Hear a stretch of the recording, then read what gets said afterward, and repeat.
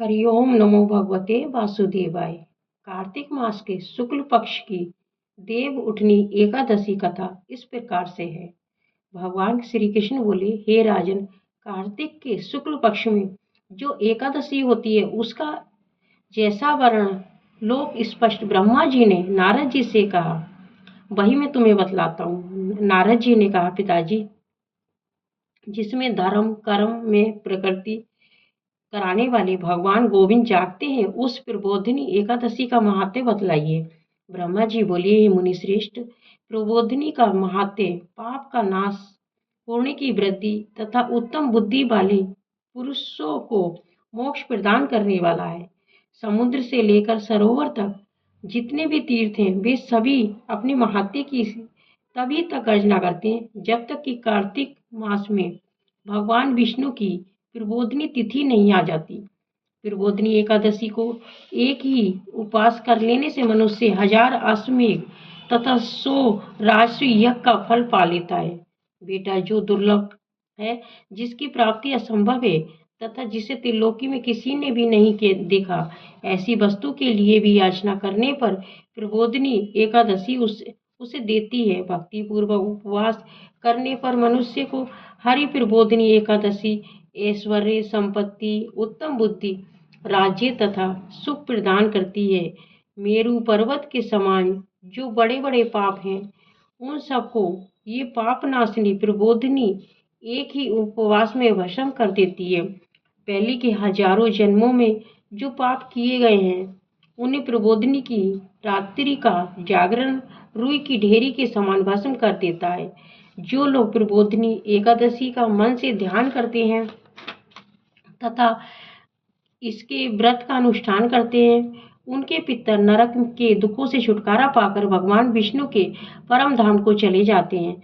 हे ब्राह्मण, अश्वमेध आदि यज्ञों से भी जिस फल की प्राप्ति कठिन है, वे प्रबोधिनी एकादशी को जागरण करने से अनायास ही मिल जाता है। संपूर्ण तीर्थों में नहाकर स्वर्ण और पृथ्वी दान करने से जो फल मिलता है, वे श्री हरि के निमित्त जागरण करने मात्र से मनुष्य प्राप्त कर लेता है। जैसे मनुष्य के लिए मृत्यु अनिवार्य है, उसी प्रकार धन संपत्ति मात्र भी क्षण भंगुर है। ऐसा समझकर एकादशी का व्रत करना चाहिए। तीनों लोकों में जो कोई भी तीर्थ संभव है, वे सब प्रबोधिनी एकादशी का व्रत करने वाले मनुष्य के घर में मौजूद रहते हैं। कार्तिक की हरि प्रबोधिनी एकादशी पुत्र तथा पौत्र प्रदान करने वाली है।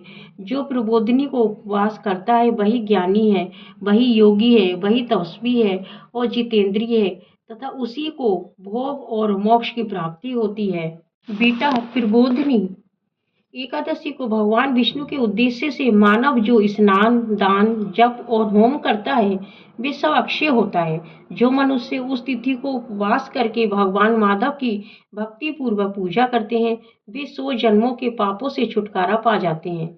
इस व्रत के द्वारा देवेश्वर जनार्दन को संतुष्ट करके मनुष्य संपूर्ण दिशाओं को अपने तेज से प्रकाशित करता हुआ श्री हरि के वैकुंठ धाम को जाता है। प्रबोधिनी को पूजित होने पर भगवान गोविंद मनुष्य के बचपन, जवानी, बुढ़ापे में किए हुए 100 जन्मों के पापों को, चाहे वे अधिक हों या कम हो, धो डालते हैं। अतः सर्वदा कीर्तन करके संपूर्ण मनोवांछित फलों को देने वाली देवादिदेव जनार्दन की उपासना करनी चाहिए। बेटा नारद, जो भगवान विष्णु के भजन में तत्पर होकर कार्तिक में परायण का त्याग करता है, वे चंद्रायण व्रत का फल पाता है। जो प्रतिदिन शास्त्रीय चर्चा से मनोरंजन करते हुए कार्तिक मास व्यतीत करता है, वे अपने संपूर्ण पापों को जला डालता है, 10,000 यज्ञों का फल प्राप्त करता है।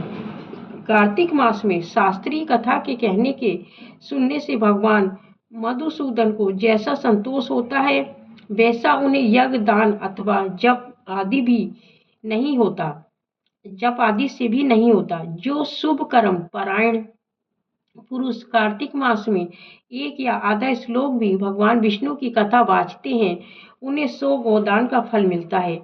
हे महामुनि, कार्तिक में भगवान केशव के सामने शास्त्र का स्वाध्याय तथा श्रवण करना चाहिए। हे मुनि श्रेष्ठ, जो कार्तिक में कल्याण प्राप्ति के लोभ से श्री हरि की कथा का प्रबंध करता है, वे अपनी 100 पीढ़ियों को तार देता है। जो मनुष्य सदा नियम पूर्वक कार्तिक मास में भगवान विष्णु की कथा सुनता है, उसे सहस्त्र गोदान का फल मिलता है। जो प्रबोधिनी एकादशी के दिन श्री भगवान की कथा श्रवण करता है, उसे 7 दीपों से युक्त पृथ्वी दान करने का फल प्राप्त होता है। हे मुनिश्रेष्ठ, जो भगवान विष्णु की कथा सुनकर अपनी शक्ति के अनुसार कथावाचक की पूजा करते हैं, उन्हें अक्षय लोक की प्राप्ति होती है। नारद जी, जो मनुष्य कार्तिक मास में भगवत संबंधी गीत और शास्त्र विनोद के समय विनोद द्वारा बिताते हैं, उसकी पुनरावृत्ति मैंने नहीं देखी। हे मुनि, जो पुण्यात्मा पुरुष भगवान के समक्ष गान, नृत्य, वाद, श्री विष्णु की कथा करता है, वे तीनों लोकों के ऊपर विराजमान होता है। हे मुनि श्रेष्ठ, कार्तिक की प्रबोधिनी एकादशी के दिन फल फूल, कपूर, अर्घ्य, कुमकुम द्वारा श्री हरि की पूजा करनी चाहिए। एकादशी आने पर धन की कंजूसी नहीं करनी चाहिए, क्योंकि उस दिन दान आदि करने से असंख्य पुण्य की प्राप्ति होती है। प्रबोधिनी को जागरण के समय शंख में जल लेकर फल तथा नाना प्रकार के द्रव्यों के साथ श्री जनार्दन को अर्घ्य देना चाहिए। संपूर्ण तीर्थों में स्नान करने और सब प्रकार के दान देने से जो फल मिलता है, वही प्रबोधिनी एकादशी को अर्घ्य देने से करोड़ गुना होकर प्राप्त होता है। देवर से अर्घ्य के पश्चात भोजन, आच्छादन और दक्षिणा आदि के द्वारा भगवान विष्णु की प्रसन्नता के लिए गुरुवार की पूजा करनी चाहिए। जो मनुष्य उस दिन श्री भगवत कथा क्यों सुनता है, पुराण को पाठ करता है, उसे एक एक अक्षर पर कपिला दान का फल मिलता है। ये मुनि श्रेष्ठ, कार्तिक में जो मनुष्य अपनी शक्ति के अनुसार शास्त्रोक्त रीति से वैष्णव व्रत का पालन करता है, उसकी मुक्ति अविचल है। केतकी के एक पत्ते से पूजित होने पर भगवान गरुण ध्वज 1000 वर्ष तक अत्यंत तृप्त रहते हैं। हे देवर्षि, जो अगस्त के फूल से भगवान जनार्दन की पूजा करता है, उसके दर्शन मात्र से नरक की आग बुझ जाती है। ये बस जो कार्तिक में भगवान जनार्दन को तुलसी के पत्र और पुष्प अर्पण करते हैं, उनका जन्म भर का किया हुआ सारा पाप भस्म हो जाता है।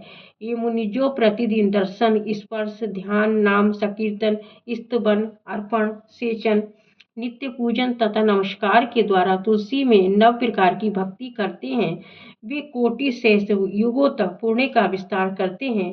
हे नारद, सब प्रकार के फूलों और पत्तों को चढ़ाने से जो फल मिलता है, वे कार्तिक मास में तुलसी के एक पत्ते से मिल जाता है। कार्तिक में आया देख प्रतिदिन नियम पूर्वक तुलसी के कोमल पत्तों से महाविष्णु की श्री जनार्दन का पूजन करना चाहिए।